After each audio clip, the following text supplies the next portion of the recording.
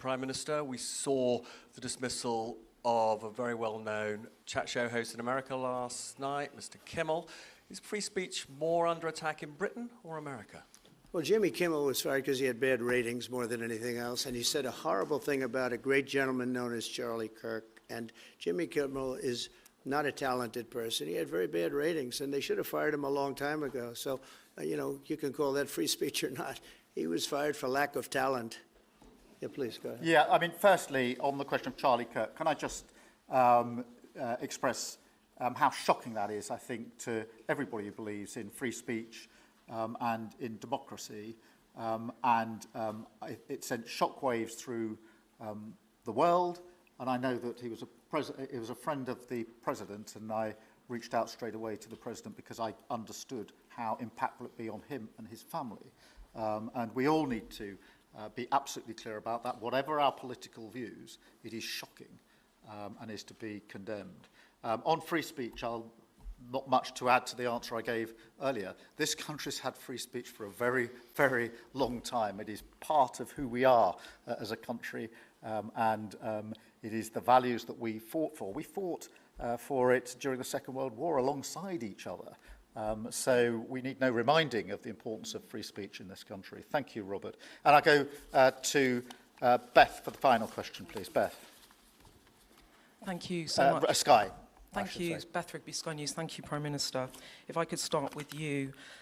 Prime Minister, President Trump has said he's ready to impose major sanctions on Russia if NATO countries stop purchasing Russian oil. He's got a point, hasn't he? Is that what you now believe is needed to bring Putin properly to the table? And what's your message to the President on US sanctions? And Mr. President, if I may, the King praised your personal commitment last night to finding solutions to the world's most intractable conflicts. You have invested much of your time and effort in Ukraine.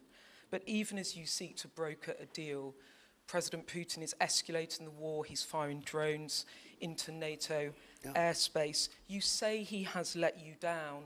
Was it a mistake to invite him to Alaska? Do you regret it? No. And is it time to squeeze him, sir, and scare him and impose sanctions? And finally, if I may, the elephant in the room, Lord Mandelson, he is no longer the ambassador. Do you have some sympathy with him that he lost his job over historic links to Jeffrey Epstein? Thank you very much, sir. I don't know him, actually.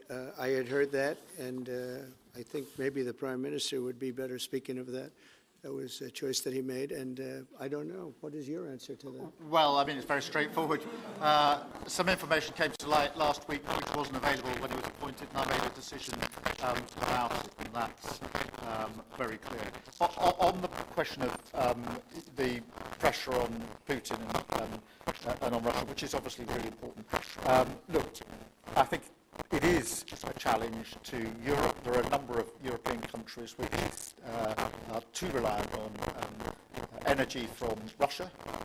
The UK actually obviously has almost got nothing at all, but we do need to bear down and work with our European counterparts here. There are one or two countries, I think, that do need to look again at the question of energy. There's no one silver bullet here. We do have to have a wider suite of sanctions, which we've put in place a number of times, working across Europe and with the United States. And, of course, we must, and we are, making sure that Ukraine is in the strongest position now, because one of my long concerns here has been that whilst we talk about a ceasefire, and we all want a ceasefire, and we talk about what might happen after a ceasefire, we mustn't forget that Ukraine needs our support now, and we've said we stand with Ukraine from the start to the finish, and that means we must continue to supply them with what they need in order to fight this war, which, of course, resulted from and is a result of Russian aggression.